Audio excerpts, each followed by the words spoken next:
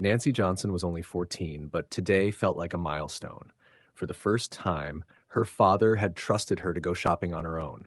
She had always loved fashion, sketching little outfit designs in the corners of her notebooks, but most of her clothes came from stores her mother picked out.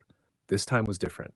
This was her chance to step into a boutique and choose for herself.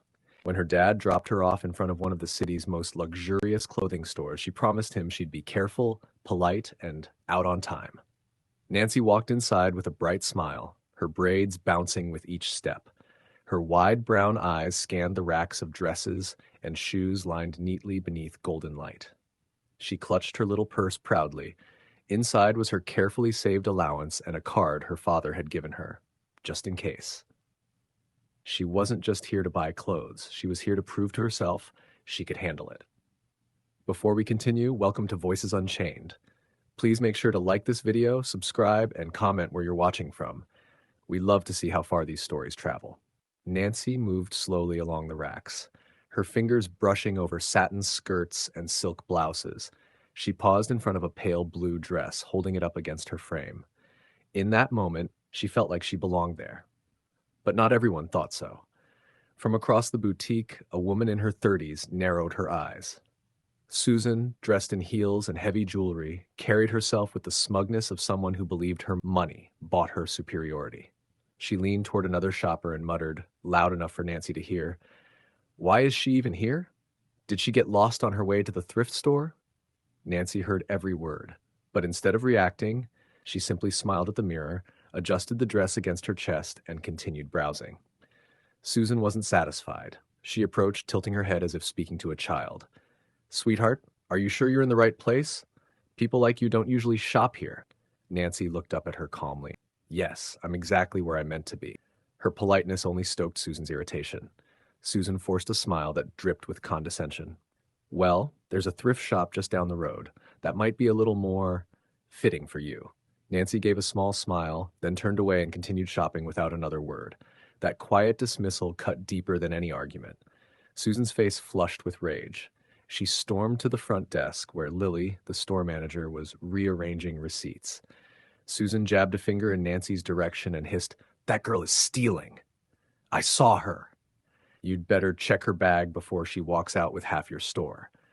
Lily hesitated. She glanced from Susan to Nancy, uncertainty flickering in her eyes.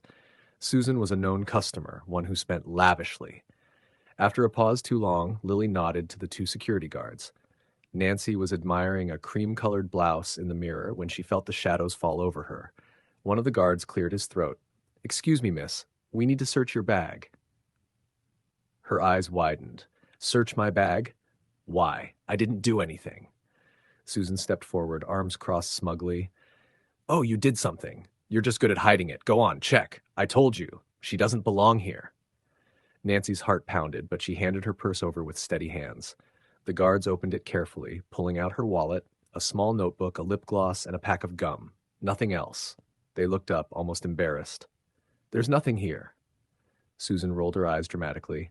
She could still have slipped something into her pockets. "Don't be naive." Nancy drew in a deep breath and said, her voice steady, "You accused me of stealing without any proof.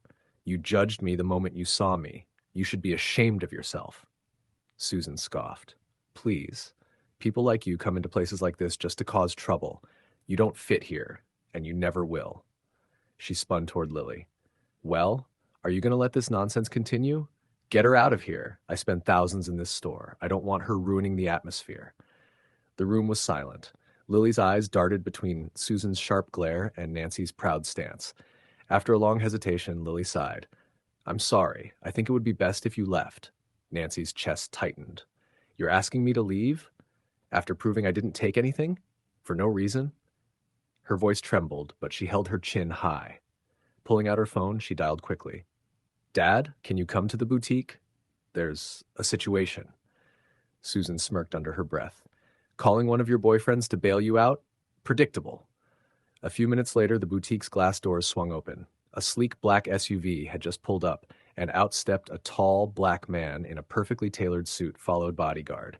The entire room seemed to shift as he walked in.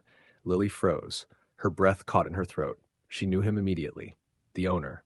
the man whose name was signed on every paycheck, every contract, every policy she followed. Mr. Johnson. Susan, oblivious, lit up with relief. Oh, thank goodness, sir. Finally, someone who can do something. This girl, she gestured at Nancy, has been nothing but trouble, pretending she belongs here, trying to take things she didn't pay for. You should deal with her before she embarrasses herself further. Mr. Johnson didn't even look at her. His eyes went straight to his daughter. He softened as he asked, Sweetheart, are you okay? Nancy gave a small nod. She hadn't told him the details, but she didn't have to. Susan's own arrogance had already revealed everything. He turned back towards Susan, his voice low and cutting. You accused and humiliated a child, my child, without a shred of proof, and you thought your prejudice would go unchallenged. Susan stammered, her confidence draining away. I didn't know she was your daughter. He cut her off with sharp finality. You shouldn't have needed to know. Respect is not something reserved for status. She deserved dignity the moment she walked in here. His gaze shifted to Lily. Her face had gone pale. She didn't need him to say it. She knew she had failed. But his voice came down like a hammer. You stood by and allowed my daughter to be harassed. You even sided with ignorance. Tell me, why should I allow someone like you to manage one of my stores? The room froze. Lily's lips trembled. She whispered, I should have handled it differently. I'm sorry. Susan gasped suddenly, realization dawning. You own this boutique? Mr. Johnson's expression hardened. Yes, and as of now, you are banned from this store and from every other business I own. Security, escort her out. The guards stepped forward without hesitation. Susan sputtered, clutching her handbag. Wait, please, I didn't know. That's the problem, Mr. Johnson said coldly. You didn't care to know. Out. As Susan was ushered out, whispers rippled through the shoppers who had watched silently until now. Shame filled the air. Mr. Johnson turned back to Lily, his tone heavy. You failed today, not just as a manager, but as a human being. This will not be forgotten. Then he turned to Nancy. For all her bravery, he could see the tremor behind her eyes. He pulled her close, wrapping her in his arms. I'm proud of you. You handled this with more dignity than most adults would. You did nothing wrong. Nancy held him tightly, finally letting her tears fall against his chest. Together, they stepped into the center of the boutique. Mr. Johnson raised his voice so every shopper could hear. Racism, prejudice, and humiliation have no place in my establishments. If you stood silent today, reflect on why. Silence allows ignorance to thrive. I will make sure this never happens again.